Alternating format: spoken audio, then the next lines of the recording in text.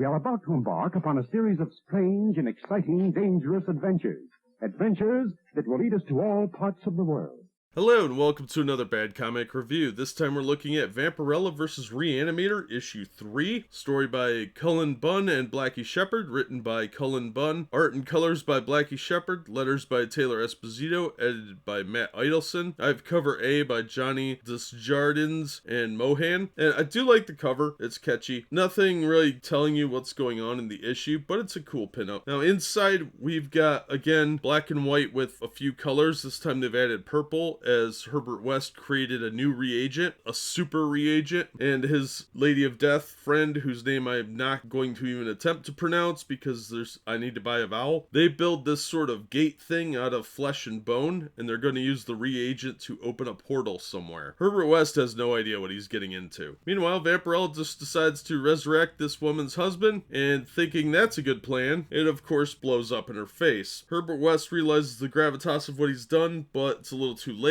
and things quickly spiral out of control. Okay, there's some forced swearing that was kind of stupid. If you're not going to use the word, don't use the graphics. It's lazy, and it's very, very poor writing. Other than that, I thought the story was actually pretty solid. I don't like the way Vampirella talks. She talks like every other comic book woman, which means no personality, and she uses a lot of modern vernacular. I'm pretty sure they didn't describe someone millennia ago as having a beef with someone else. They said an enemy, or you had some sort of antagonism. They didn't use the word beef. That's modern slang within the last 10 years. It's tiresome, and it's very, very lazy. Also, she talks about the chauvinism of this king guy, whose name I also can't pronounce. And she says, and I'm quoting here, "He's awakened, but not totally woke." No. So that kind of hurt the story, in my opinion, quite a bit. Otherwise, it was a good story. Just the dialogue for Vampirella is completely horrible, and I think very out of touch with how women actually speak that aren't people that were born after 1990. So this is somebody that is very old and would have a much more formalized way of talking, much more professional. She doesn't use modern Twitter slang. So I had issue with that, but it didn't detract from enjoying the issue as much as it probably should have. But after a while, you build a tolerance to some of this garbage. Otherwise, if you don't like that kind of social justice insert, and it's only over the course of a few panels, or the millennials speak, you'll probably enjoy the story. I think the story is pretty well done. It's very well thought out. The pacing's pretty good. In my opinion, the dialogue of Vampirella really hurt the issue to the point where I'll give it a mild recommendation and not a full